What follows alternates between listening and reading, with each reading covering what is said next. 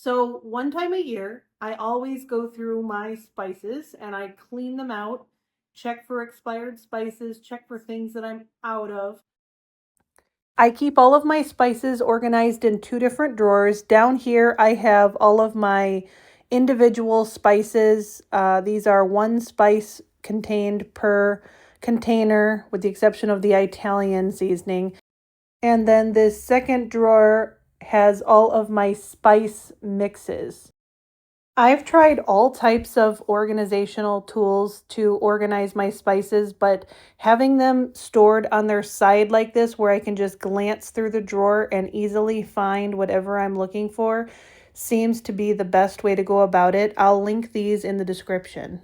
When it comes to all the holidays, Thanksgiving, Christmas, all winter long, I like to be well stocked up on all of my spices. The fall season, I usually go through my spice cabinets and my cabinets in the house, double check for anything expired, figure out what needs to get used up. Hopefully there's nothing expired. Sometimes I do find a couple of things, but usually it's pretty minimal, because I try my best to manage that as best I can. But in any case, I was going through my spice drawer today, and I have had this on my list for quite a while to do a video on what makes up a well-stocked spice drawer. Okay, so spices are one of the most important things that you're going to have in your kitchen because it's going to make everything you eat, everything you cook, taste awesome. So you've got to have a well-stocked cupboard when it comes to your spices. Yours may differ from mine, but the bottom line is I usually have one drawer full of single spices. Those are like paprika, onion, garlic, individual spices. I like to have individual spices because that way I can create my own flavors. Number of seasoning mixes, because these are already, someone has basically created a flavor profile, and sometimes just as a shortcut, if you're cooking something, you can just sprinkle on one of these mixes and it's got onion, garlic, black pepper, thyme, basil, red bell pepper, tomato, corn, sunflower oil, parsley, vinegar, turmeric. So there's already lots of spices in here, and they usually coordinate well, and they coordinate well together. So they're going to create a nice flavor for your dish with minimal effort. You don't have to take out all of your individual spices, but sometimes for some things, especially veggies, sometimes this one specifically is a vegetable seasoning. This one is good on vegetables, but sometimes with veggies in particular, I will hand select my spices because I don't want to overpower it. I want to choose exactly how much of everything goes onto my veggies, because veggies are something that it is very easy to overpower. Um, but this one is very good. McCormick salt-free vegetable seasoning. Okay, so basically, if you've been tuned into my channel before, you may perhaps know that I was in the hospital in January with extremely high blood pressure. Since I was released, I've lost over 100 pounds, have pretty much gone off of my medications at this point, but a big part of my life is adhering to a very low sodium diet. So, in my cupboard, and this may not be the same exact situation for you, but in my cupboard, I have a mixture of salt-free seasonings and salty seasonings. And the reason is because my husband loves a lot of salt. So I do season his food differently. And also, even for myself, sometimes when I'm seasoning my food, I will use a little bit of a seasoning that has some salt in it. I won't use the salt shaker. I'll limit the amount of the salty seasoning that I'm using, and then I will compensate the rest of the flavor with a salt-free seasoning. I really enjoy these two. This is an orange pepper and a lime pepper. This goes good on virtually everything. It goes good on all meats. It goes good on seafood, and it's also good on veggies. Okay, I don't actually eat seafood, but my husband eats it and he loves it on the seafood. So this literally is kind of like a seasonal. It goes on everything. Like a sweet citrus and a bit of a tangy citrus. I will use one of these depending on which flavor I'm trying to achieve. Dano's seasoning. This is a really nice, just kind of all-purpose seasoning as well. This goes good on virtually everything. If I read it out what it has in it, it's basically garlic, salt, onion, lemon peel, orange peel, and mustard seed. So it's a very well-rounded, nice, general all-purpose seasoner. Goes good on virtually everything. Well-rounded all-purpose seasoners that I can use. Typically, I will almost always have some sort of like a beef, like a burger seasoning, or a burger rub, a beef rub, and a chicken rub. So it just so happened the last time I was shopping for my spices, these sounded really good. Sometimes the names can be deceiving.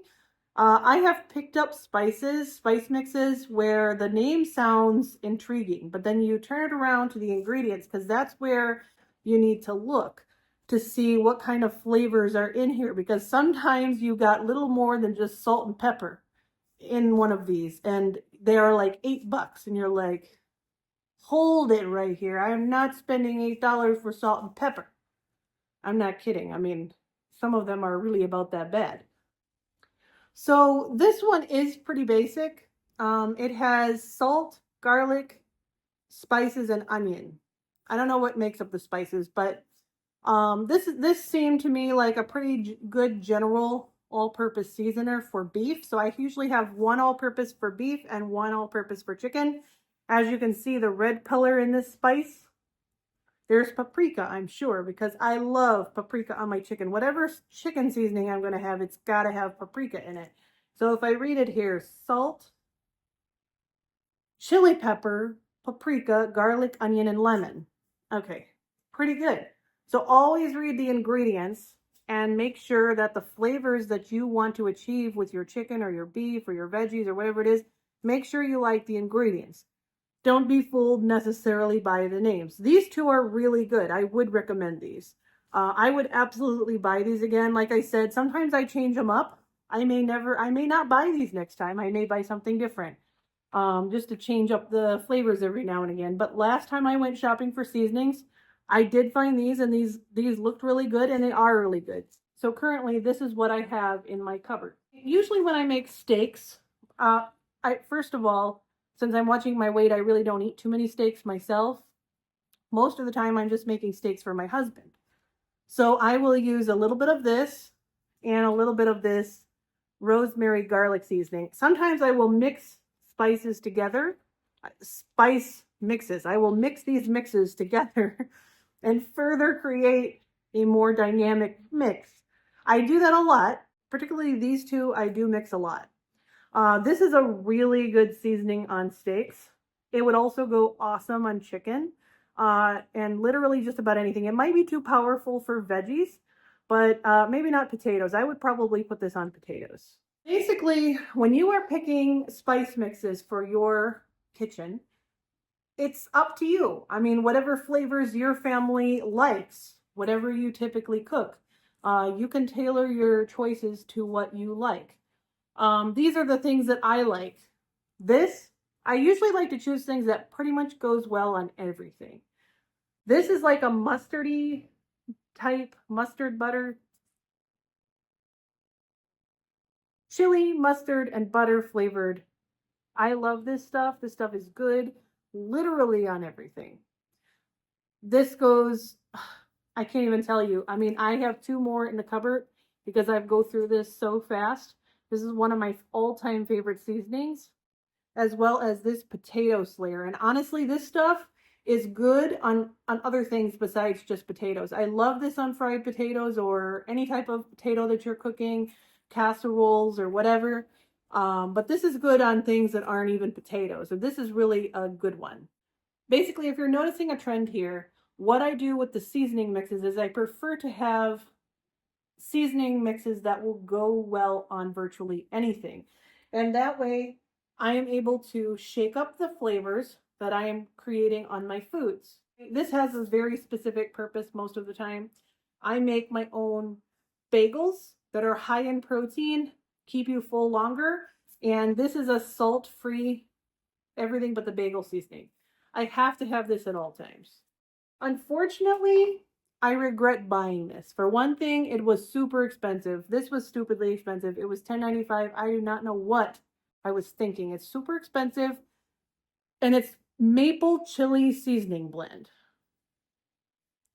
I mean, it's got a lot of good stuff in there, but the thing is the flavor's kind of strong, so I'm struggling to find things that I really enjoy eating this on. It has salt, maple sugar, chili pepper, smoked paprika, garlic, onion, ancho chili pepper, cumin, black pepper, green bell pepper, red bell pepper, paprika, and rice fiber. I picked it up because I like all of those flavors, but there's something in here that's just super, it's super overpowering, unfortunately. So if any of you have any suggestions on what I might use this on, maybe I can learn to love it. But meanwhile, I just didn't toss it because it's not expired yet. I still have some hope that I'm going to find a really awesome use for this. But this is one thing that I really regret buying. I wasted my money. That being said, everything except for this one, these are my all-purpose seasoners that virtually work well on everything. If I want some of these to have a more prominent garlic or onion or spiciness to it, I can add my individual spices to these mixes to bring out more strong flavor that I'm trying to achieve. Besides that, I do have 4 salt-free seasoning mixes. And again, you know, these are kind of all-purpose seasonings that virtually taste good on everything. So I like to have, in my opinion, a well-stocked spice drawer needs to have at least 5 or 6 all-purpose seasoning mixes that goes well on virtually anything. This is really good on chicken. It is a salt-free seasoning. It's a little bit different from a lot of the other seasonings that you find out there on the market. I've used maybe about a third of it. This is really good. I enjoy this one. Sometimes I will get a different variety of Mrs. Dash flavors. Like I said, I usually change these out. But I'm well stocked right now, so I am not going to go shopping to buy any more spices.